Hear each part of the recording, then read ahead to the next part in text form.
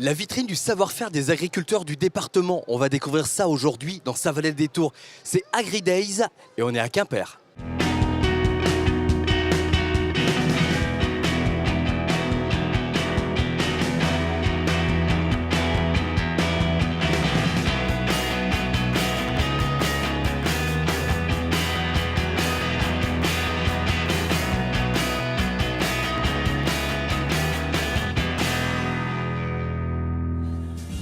Shalala, dubidididi, shalala, dubididi.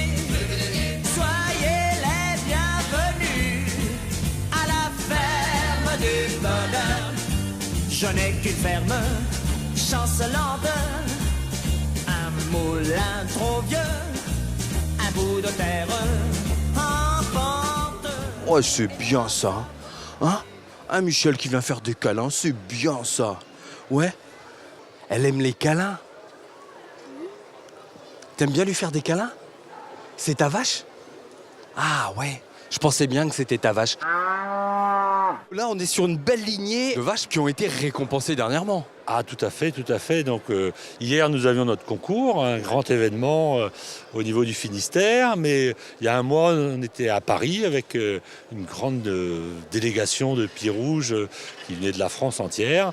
Donc, avec la grande championne de Paris, ici présente, donc, qui nous vient du Nord Finistère, de chez du GAEC de Toulmanac à Plourin. Puisqu'on est avec toi et puisqu'on parle pied rouge, c'est quoi les forces de cette race, la pied rouge? La pied rouge, en fait, donc faut savoir, c'est une vache qui vient d'Europe du Nord, donc une grande vache avec de fortes productions laitières, quasiment équivalente à sa cousine Holstein.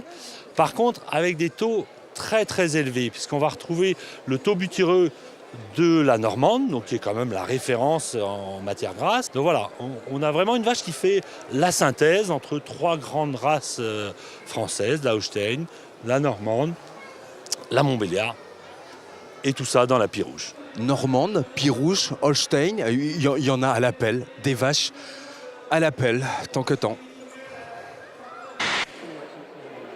Je crois que j'ai trouvé le bon client pour m'expliquer ce qui s'est passé là. C'était quoi? C'était un concours de présentation, c'est ça? Ouais, concours de présentation, donc là c'est, on ne juge plus l'animal, on juge le présentateur.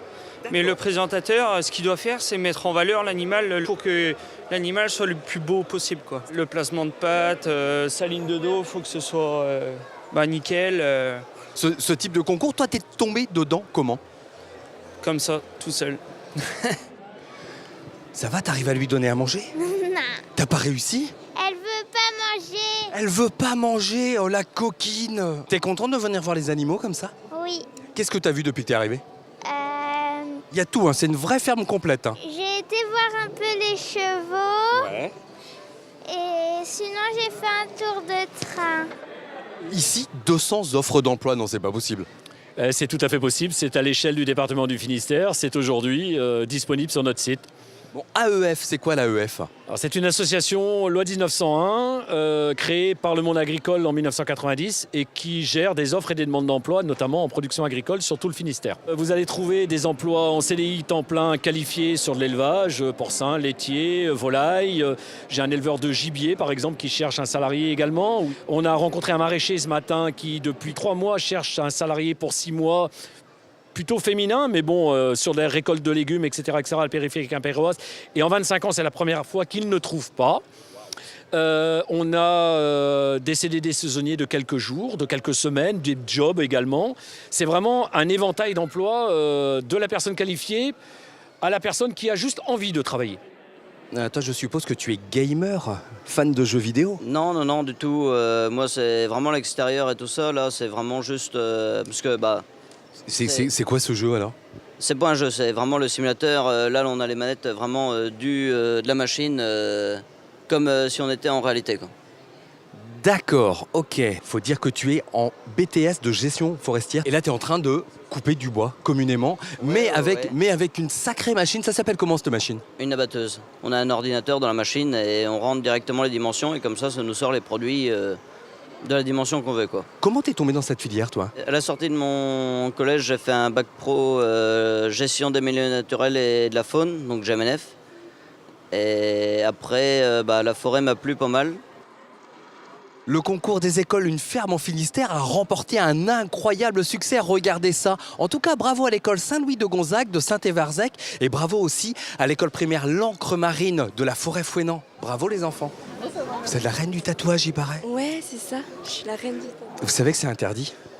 C'est interdit. Ils sont mineurs.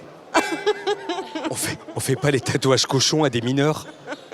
Oui, mais il y a l'autorisation des parents. Maman est d'accord? Maman est d'accord. Bon, ça va. C'est la 3e édition de cet événement. La première année, c'était ici à Quimper. La deuxième année à Morlaix. Cette année, à nouveau à Quimper. Et c'est comme ça alterne tous les ans. Ben oui, en effet, ça permet de mutualiser les coûts. Et le fait d'avoir 2 points de chute, en fait, ça permet d'avoir un public différent. Et c'est les agriculteurs qui vont à la rencontre du public et non l'inverse aussi. Ben, c'est les deux.